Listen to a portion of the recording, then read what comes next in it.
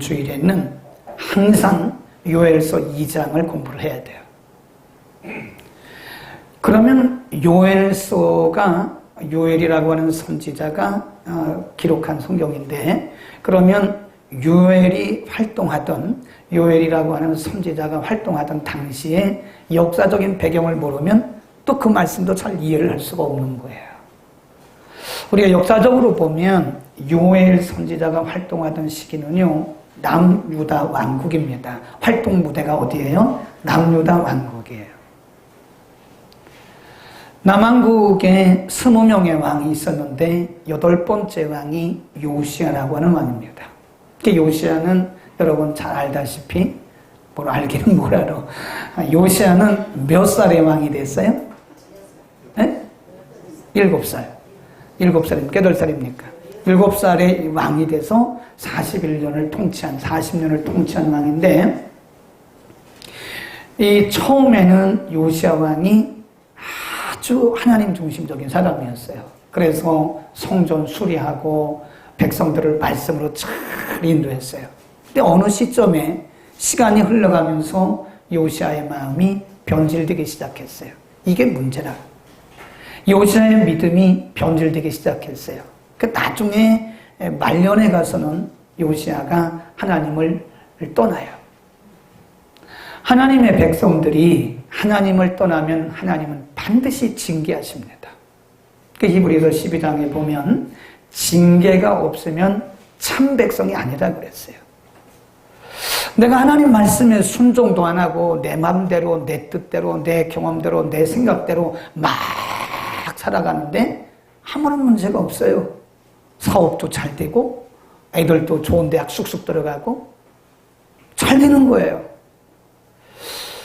그러면 사람들이 어떻게 착각을 하냐면, 우리가 하나님 말씀대로 살지 않아도 되는구나, 이런 생각을 하는 거예요. 근데 하나님이 택하신 하나님의 백성들은요, 반드시입니다. 반드시. 하나님의 택자들이, 하나님의 백성들이 하나님의 말씀대로 안 살고 하나님의 뜻대로 안 살고 순종하지 않잖아요. 그럼 하나님 반드시 하나님은 징계하시게 되어 있어요. 그러니까 히브리서 12장에서 징계에 대한 말씀하면서 징계가 없으면 참 아들이 아니요 사생자라 그랬어요. 그러니까 우리에게 징계가 있다는 것은 뭐예요? 내가 하나님의 참 자녀라고 하는 증거입니다. 요시야 시대에 유다 백성들이 하나님을 다 떠나기 시작했어요. 요시야 왕마저도 하나님을 떠나기 시작했어요. 그러니까 하나님이 그 땅에 뭘 보내셨어요? 기근을 보내셨어요. 많은 자연적인 재앙을 보내셨어요. 기근과 재앙, 이런 것들이 나라에 가득 찬 거예요. 근데 하나님은 징계만 하고 끝나면 그 하나님은 아닙니다. 하나님은 징계했으면 반드시 그들이 돌이키도록 어떤 계기를 주세요. 그 요엘 선지자를 보내서 하신 말씀이 그거예요. 요엘 선지자를 보내서 요시야 왕 시대에 유다 백성들이 하나님을 떠나고 우상에게 가고 요시야 왕 자체도 말씀을 거스리고 있을 때 하나님이 요엘 선지자를 통해서 하신 말씀이에요. 요엘서가 3장밖에 안 돼요. 근데 앞부분에서는 1장부터 2장 초반부에까지는 하나님이 그들에게 계속 너희는 이런 징계를 받을 것이다. 너는 이런 매를 맞을 것이다. 너희는 빨리 회개하고 돌이켜라. 계속해서 그들에게 회개를 촉구하는 거예요. 그리고 후반부에 가면 하나님이 크게 2가지를 요엘 선지자를 통해서 말씀하시는데, 누구든지 믿음으로 사는 자는 구원을 받는다. 너희가 비록 지금 징계를 받고 지금 내 매를 맞아서 채찍을 맞아서 너희가 지금 이렇게 징계를 받아 기근 속에 있지만, 너희가 많은 환난 속에 있지만, 너희가 회개하고 돌이키면 내가 너희를 구원할 것이고 내가 너희를 회복시킬 것이다.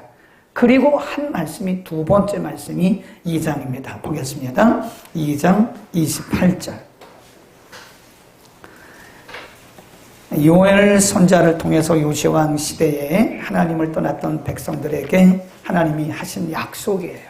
약속. 누구든지 주의 이름을 부르는 자는 구원을 받을 것이다. 32절. 그리고 28절. 시작. 어디다 줄 보세요. 그 후에, 이 말은 말일에 또는 그들이 회개한 후에 그런 뜻입니다. 그들이 회개한 후에 내가 내 신을 만민에게 부어주리니 너희 자녀들이 장래일을 말할 것이며 너희 늙은이는 꿈을 꾸며 너희 젊은이는 이상을 볼 것이다. 그래서 그리고 뒤에 보면 그때에 내가 또 내 신으로 남종과 여종에게 부어준다. 그런 말씀이에요. 자, 이제 사도행전으로 갑니다. 사도행전 2장에 보면 이제 찾으라고 하면 찾으세요. 사도행전 2장에 가보면 오순절날 성령님이 강림하셨어요. 그때 성령님이 강림하시기 전 그 상황이 요시야 왕 시대와 아주 흡사합니다. 영적인 흑암 시대예요. 암흑 시대예요. 진리가 없던 그런 시대예요. 아주 암흑 흑암한 그런 시대, 요시야 왕 시대하고 아주 흡사한 그런 시대였어요. 오순절날 성령님이 임했습니다. 자, 오순절날 성령이 임하고 나서 나타난 현상을 보세요. 사도행전 2장으로 갑니다. 사도행전 2장에 보면 오순절날 성령이 임하셨을 때 어떤 현상들이 나타났나? 5절 시작. 그때 경건한 유대인이 천하 각국으로부터 와서 예루살렘에 우거하더니 이 소리가 나매 큰 무리가 모여 각각 자기의 방언으로 제자들의 말하는 것을 듣고 뭐예요? 소동하는 거예요. 한 번도 본 적이 없어요. 근데 사람들이 각각 자기들 방언을 하는데 그 희한한 현상들이 일어나는 거예요. 마가다락방이 일어나는 거예요. 그러니까 사람들이 참 신기하다. 그런 거예요.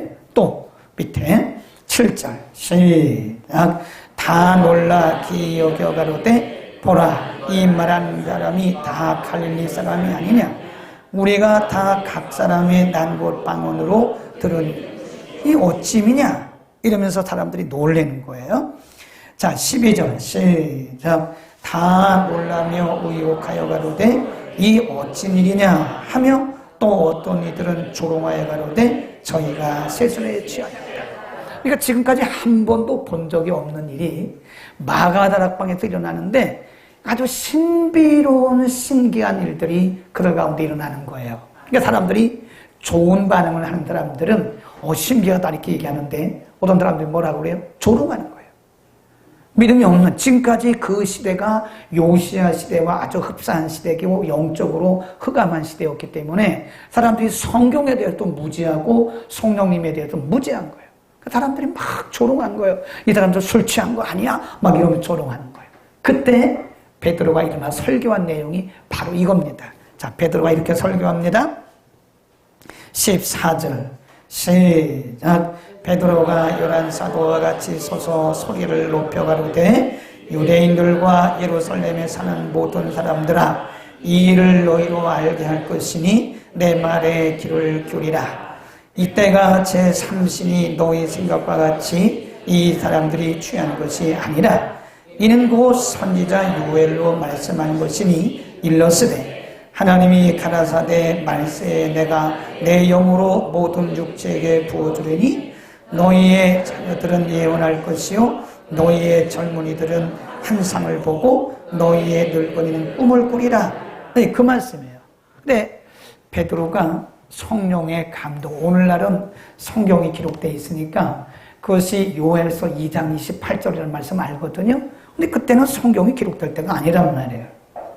그런데 베드로가 성령의 감동을 받고 거기 있던 유대인들에게 조롱하는 유대인들에게 말하기를 여러분 왜 이상하게 생각하십니까?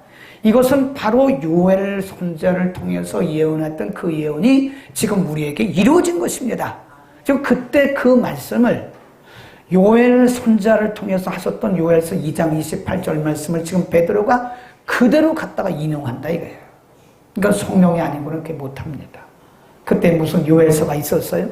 성경은 한참 뒤에 기록된 거예요. 그래서 성경이 이렇게 편집된 것도요, 한참 4세기, 5세기, 6세기 그런 시대입니다. 성경이 없던 그런 시대란 말이에요. 근데 어떻게 베드로가 그때 요엘이 예언했던 그 예언을 이렇게 얘기하냐. 그것은 성령의 감동이라 이겁니다.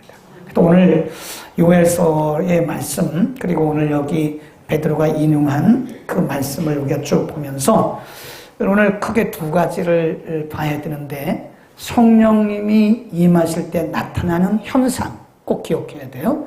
그리고 성령님이 우리 가운데 임하실 때 나타나는 결과. 첫 번째는 뭐예요? 현상. 두 번째는 뭐예요? 결과. 이걸 잘 보셔야 된다는 거예요. 아니면 우리가 성령님이 우리 가운데 역사하셔도 모릅니다. 이게 성령님의 역사인지 뭔지 모르고 그냥 주먹구구식으로 신앙생활하는 사람도 있다 이거예요. 오늘 우리가 잘 생각해야 돼요. 성령님이 우리 가운데 임하시면 어떤 현상들이 나타나느냐. 자, 다시 요엘서 2장으로 갑니다. 요엘서 2장 28절로 갑니다. 이것이 뒷부분에 기록됐지만 역사적으로 보면 앞에 가야 됩니다. 앞에 가야 맞아요. 성경은 역사대로 편집된 게 아닙니다. 자, 요엘 2장 28. 자, 처음에 보면 그 후에 내가 내 신을 만민에게 부어주니, 거기다 줄거놓으세요. 그 후에 만민에게 부어주리니, 요 세 단어에다가 줄을 긋습니다. 그 후에, 그 말은 마지막 날에 그 말이에요. 성령이 예수님이 승천하시고 나서 이제 부활 승천하시고 열흘 만에 오순절에 예수님 오셨거든요. 자, 그러면 여기서 그 후에라고 하는 말씀은 이제 성령님이 강림하실 시간을 의미하는 것인데, 마지막 때를 얘기해요. 마지막. 그러니까 거기 사도행전 2장에서 베드로는 그 부분을 말세라고 번역을 했어요. 요엘서는 뭐라고 그랬어요? 그 후라고 말했어요. 근데 베드로는 그 후라는 말을 뭘로 번역을 했어요? 말세에 그랬어요. 말세에. 말세에 내가 누구에게? 만민에게. 이 만민이란 말은요, 영어 성경에 보면 all souls입니다. all souls. 모든 영혼들에게, 모든 부족들에게 그 말입니다. 다르게 말하면 이제 성령님의 역사는 제한이 없어요. 그리고 한계도 없습니다. 네. 성령님이 우리에게 이렇게 물 붓듯 푸어레인, 막 소낙비 같은 은혜를, 그런 능력을 우리에게 부어주신다. 오늘 저녁에 그런 성령을 경험하기를 축원합니다. 내 의지하고는 상관없는 거예요. 자, 그러면 이제 그렇게 부어지면 어떤 일들이 있느냐? 그 뒤에 가보세요.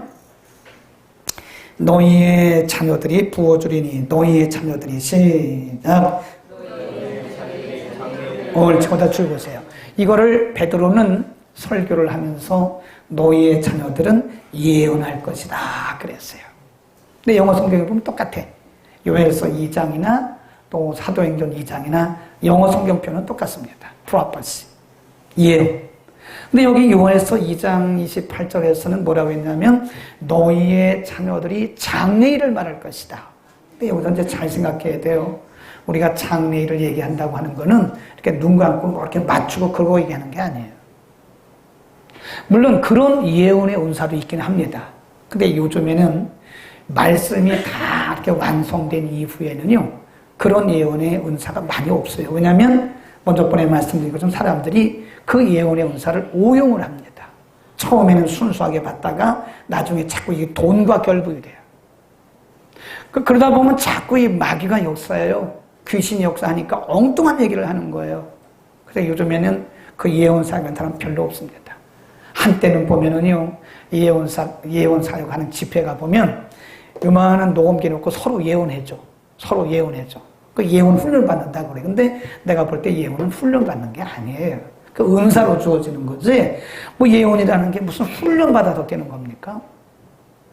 저도 한번 갔다가 안 가요. 처음에 이 사역 시작하기 전에 다른 분들은 어떻게 사역하나 보려고 몇 번 갔는데 이만한 그 녹음기 갖다 놓고 서로 예언해 주더라고.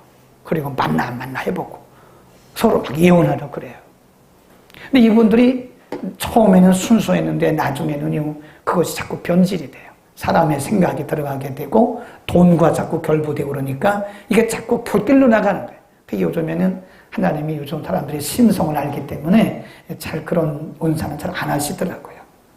근데 여기서 너희의 자녀들이 예언할 것이다. 너희의 자녀들이 장래일을 말한다고 하는 것은 뭘 의미하는 거냐면 요시야 시대에 요엘이 그 선지자로 활동하던 그 시대에요. 뭐 부모들이든 애들이든 젊은 사람이든 영적인 감각이 다 죽었어요. 감각이 죽은 걸 아십니까, 여러분? 제 이 얘기를 이해하시겠어요?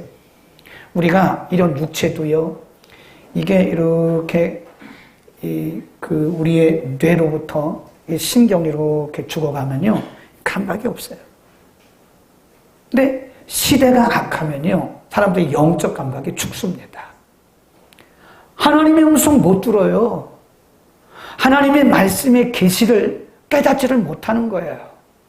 요시야 시대는 우상 숭배가 만연했던 시대이기 때문에 어른이고 아이들이고 영적 감각이 다 죽었어요. 우상 숭배하는 거예요. 하나님이 요엘 선지자를 통해서 그렇게 말씀해도 못 알아들어요. 그런데 지금 요엘 선지자를 통해서 말씀하시기를 이제 너희가 회개하고 돌이킨 이후에부터 내가 너희의 자녀들의 영적 감각을 살려주겠다. 아멘. 그 말씀입니다. 너희 자녀들이 말씀을 들으면 말씀을 깨닫고 그 얘기인 거예요. 아까 제가 서두에 말씀드린 그 미얀마 목사님은요, 제가 보니까 거기 뭐 미얀마 커뮤니티인데 미얀마 사람들이 한 45명쯤 모인대. 다 그분들이 노동자들이에요. 그럼 그분이 뭐 사실은 한국 목사님들처럼 그렇게 사례비를 받느냐? 그것도 아닙니다. 그러니까 자기 생활이 안 되니까 이분들이 공장에 가서 일을 하는 거예요. 그것도 막노동을 하는 거예요. 막노동. 공장에 가서 막노동하고 학교 다니고 주말에 가서 주일은 가서 예배드리고 말씀 가르쳐요. 그런데도 제가 보니까 이분의 영성이 살았어요. 영성이 살았다는 말을 여러분 이해를 하시는지 모르겠는데 영적 감각이 있더라니까요. 벌써 우리가 얘기를 들어보면 알아요. 이 대화를 해보면 영적 감각이 살아있는 사람과 영적 감각이 아주 둔해 있는 사람이 있어요. 우리가 말씀을 전해보면 압니다. 네, 뭐 설교자가 그걸 모르고 말씀 전하면 아니죠. 우리같이 이렇게 30년 이상 목회한 사람들은요, 어디 가든지 말씀 전해보면요, 영적 분위기가 그냥 쫙 파악이 돼요. 그거 파악 못하면 부흥사 못한다니까. 제가 다음 주에 대만에 집회 가잖아요. 그 기도원 집회 아무나 하는 게 아닙니다. 그 기도원 집회 아무나 할 수 있는 게 아니에요. 가서 설교하면 되겠지. 절대 그렇지 않습니다. 그 영권이 없으면 절대 못하는 거예요, 그게. 네? 네, 어느 교회 가서 이렇게 말씀을 전해보잖아요. 그러면 벌써 이게 하나님의 말씀이 흡수되는 게 틀려요. 말씀이 쫙 빨려 들어가요. 우리 교회도 마찬가지예요. 여기 우리가 주일날 보통 120명 정도 오거든요. 120명 정도 앉아서 말씀을 듣는데 이렇게 보면 어떤 부위는 말씀과 상관이 없어. 그냥 멍덩어리만 앉아 있는 거야, 그냥. 그런데 어떤 부류는, 어떤 부분에서는요, 하나님의 말씀이 막 여러분 그거 아세요? 그 진공청소 이렇게 되면 어떻게 하죠? 흡입이 쫙 되잖아요. 그런 것처럼 영적 감각이 살아있는 그 부분에서는요, 하나님의 말씀이 그냥 빨려 들어가는 걸 느껴요. 아멘. 제가 기도를 해봐도 안다니까. 이게 안수 아무나 하는 거 아닙니다, 여러분. 처음에 안수할 때는요, 공격을 엄청나게 받아요. 그러니까 영적 세계를 모르는 사람들은 막 손었는데 큰일 납니다, 그거. 그거 함부로 하는 게 아니에요. 왜 이게 안수를 해보잖아요. 우리가 안수를 해보면요, 영적 감각이 살아있는 사람들은요, 기도가 쑥 들어가. 이해를 못하는데, 따라합시다. 목사님. 따라해봐요. 목사님. 도통 못 알아듣겠네요. 이쪽은 알아듣겠죠? 네. 벌써 손을 얹으면 영적 감각이 살아있는 사람들은 기도가요, 쫙 들어가. 본인이 알아. 어디서 그 힌트를 얻었는가 하면, 예수님이 지나가시는데 12해를 혈루증으로 앓던 여자가 있었어요. 혈루증이기 때문에 사람들이 못 오게 하는 거거든요. 근데 그 여인의 마음속에 내가 그 예수님의 옷자락에 그냥 옷자락에 손만 대도 낫겠다고 하는 그런 믿음이 있어요. 사람들이 막 예수님을 진치고 있는데 몰래 가서 예수님의 옷자락을 살짝 만졌어요. 근데 예수님 알아보셨어요. 내 손에 누가 손을 댔냐? 그러니까 영적 감각이 없는 제자들이 뭐라 그래요? 어떤 사람하고 비슷해. 아, 예수님 사람 이렇게 많은데 미뤘겠죠. 이렇게 정전기겠죠. 뭐 이렇게 정전기겠죠. 뭐 이렇게 제자들이 그때까지요 성령 받기 전이기 때문에 얼마나 육체적인지 몰라요. 아니 예수님 선생님 이렇게 사람들이 많은데 누군가 믿었겠죠? 예수님 뭐라고 해요? 아니다. 내 몸에서 능력이 나가는 것을 내가 알았다고 그랬어요. 아멘. 내 몸에서 능력이 나가는 것을 내가 알았다. 예수님 그렇게 말씀하시잖아요. 그런 걸 보면 틀림없이 이게 빨려 들어간 걸 느껴요. 우리가 손을 얹어보면 알아요. 우리가 이렇게 안수할 때 이렇게 손을 얹어보면 아, 이 사람의 영적 감각이 요즘에 이 사람의 신앙생활이 정상이군 아니구나. 어떤 사람은 손 딱 얹잖아요. 얼음 같아, 얼음 같아. 아주 딱딱한 돌 같아. 그러지 않아도 돌인데 뭔 얘기인지 모르는가 봐. 그러지 않아도 돌인데 아주 손을 얹으면 더 딱딱해가지고 말이에요. 돌 같아, 돌 같은. 성령님이 임하시면 영적 감각이 살아납니다. 하나님의 임재를 경험하게 되는 것이고 또 우리의 자녀들이 성령이 임하잖아요. 그럼 영적 감각이 살아나요. 네. 내가 이렇게 주일학교 그 부장님 기도 많이 해야 되겠더라고. 많이 하는데도 이러니 이 주일학교 이렇게 오다 보면 애들이 막 그냥 왔다 갔다 어떤 애들은 그냥 고개 속에 있고요. 왔다 갔다 하고 막 이래요 애들이. 네. 학생분은 어쩐지 모르겠어. 요즘 애들이 감각이 없어. 이렇게 보면 선생님은, 전도사님은 혼자 설교하고 있고, 애들은 왔다 갔다 왔다 갔다 갔다. 그러니까 집중해서 말씀을 듣는 아이가 몇 없어요. 여러분의 자녀들이에요. 딴 애들이 아니라니까? 학생부도 그럴 것 같아, 학생부. 학생부. 너희의 자녀들이 장래일을 말한다 그 말은 성령이 너희에게 임하시면 너희의 자녀들이 영적인 감각이 살아나고 하나님의 말씀을 대하는 감각이 살아나고 그런 것입니다. 아멘. 성령이 임하면 영적 감각이 살아나요. 지금도 슈퍼내추럴한 그런 초자연적인 삶을 살아가는 거예요. 두 번째, 너희 늙은이가 뭘 한다고 그래요? 꿈을 꾼다 그래. 꿈. Dreams, dream. 너희의 늙은이. 근데 이제 늙은이란 말을 기분 나쁘게 들으면 안 돼요. 근데 거기 보면 베드로는 그거를 조금 순화시켜서 뭐라 그랬어요? 어른들은 그래서 아비들은. 근데 이게 늙은입니다.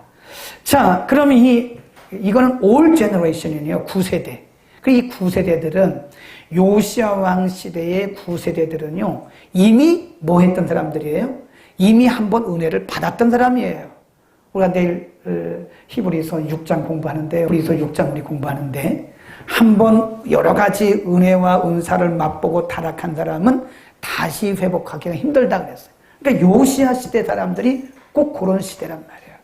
거기 말한 아비들은 그 늙은이란 말을 해서 그러는데 그게 아비들입니다. 그 연세 드신 분들을 얘기하는 거예요. 근데 이분들은 다 뭐 했던 사람들이에요? 은혜를 경험했던 사람들이라. 은혜를 경험했던 사람들이 지금 부도져 버린 거예요. 그런데 성령이 임하면 뭐 한다고 해요? 그들이 꿈을 꾸겠다. 꿈을 꾼단 말은 자면서 꿈을 꾼다 그런 얘기가 아니에요. 새로운 소망을 갖게, 믿음의 소망을 갖게 되는 겁니다. 아멘. 우리가 이 성령이 충만하잖아요. 그러면 소망이 생깁니다. 요즘 사람들 보세요. 절망하고 있어요. 절망하고 낙심하고 좌절하고 한숨 쉬고 막 이럽니다. 근데 우리 크리스찬들은 성령이 임하면, 성령으로 충만하면 우리가 꿈을 꾸는 거예요. 그래서 그 우리의 상황과 조건에 상관없이 우리에게 뭐가 생기는 거예요? 소망이 생겨요. 소망. 아멘. 그래서 성령은 소망의 영입니다. 아멘. 그러니까 우리가 절망한 사람들, 낙심한 사람들, 슬퍼하는 사람들에게 우리가 예수를 전해야 되고요. 그들이 예수 믿고 성령이 임하면 그 절망이 뭘로 바뀌는 거예요? 소망이 바뀌는 거예요. 5월에 읽었던 그 이지연인가? 그분이 쓴 책, 감사가 기적이다? 그 책 참 읽을만 해요. 그 가정주부입니다. 근데 그냥 빨리빨리 진도도 나가는데 읽다 보면 그 안에 아주 보석 같은 얘기가 있어요. 이분이 은혜 받기 전에는요, 애들 두들겨 패고 막 그랬던 사람이잖아요. 근데 은혜 받고 나니까 그렇게 애들이 사랑스러워 보이고요, 말투가 달라졌대. 은혜 받으니까. 그리고 자기 자신에 대해서도 굉장히 낙심하고 절망적인 삶을 살았던 사람인데 이분이 은혜 받고 나니까 입에서 뭐가 나와요? 감사. 그래서 이분은 매일 감사 노트를 쓴다는 거예요. 그 책 좀 사서 읽어보세요. 감사가 낳는 기적인가? 그 책. 소망이 생기는 거예요. 성령님이 임하면 성령님은 소망형이기 때문에 자꾸 꿈이 생깁니다. 꿈. 새로운 도전이 생기고 꿈이 생기고 이럽니다.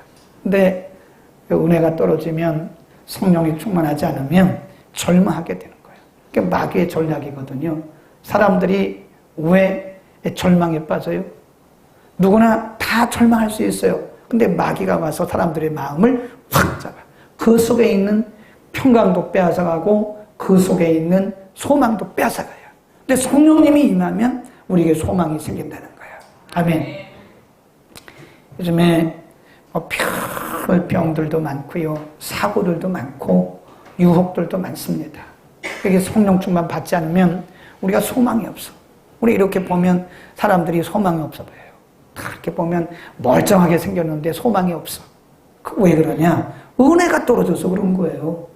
우리에게 오늘 성령의 충만함이 임해서 우리에게 이 소망의 영으로 넘쳐나기를 축원합니다. 이 소망의 영이 있으면요, 우리는 아주 막 얼마나 세상을 새롭게 보는지 몰라요. 세상이 다 소망적으로 보는 거예요.